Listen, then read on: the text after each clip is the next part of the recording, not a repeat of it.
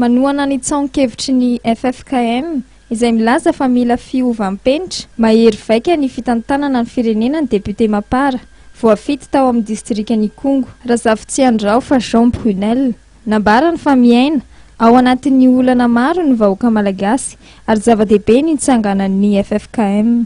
Zaho aloha mahita hoe marina loatra ny tsaon-kevitra navoakan'ny FFKM satria raha ohatra ange ka mijery sy mandinika ny toe-javatra misy eto amin'ny firenentsika maro dia maro ny zavatra tsy tomombana, maro dia maro ny zavatra tsy lavorary ary indrindrindrindra mikaikaika zay tsy izy ny vahoaka malagasy na amin'ny lafiny sosialy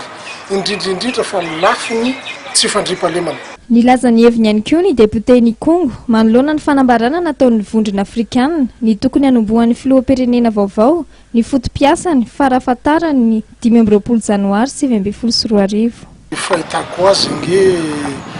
lalam-panorena ny Repoblika faha-efatra fotsiny no novakiny ny fikambanam-be afrikanina ary namoahany an'izay petra-kevitra zay satria rehefa arahana amin'ny tsipiriany ange lalam-panorena malagasy dia mametraka ny dady io ka everiko hoe ny tiany atongavana angamba dia hoe ajao le lalam-panorenana mikasika ny andininy lalàna momba ny fifidianana sy ny vanim-potoana anaovana fifidianana dia tonga ho azy amin'izay tanjona sy izay daty eritreretin-jareo zay tsika. Fahitako aloha zany dia tsotra hoe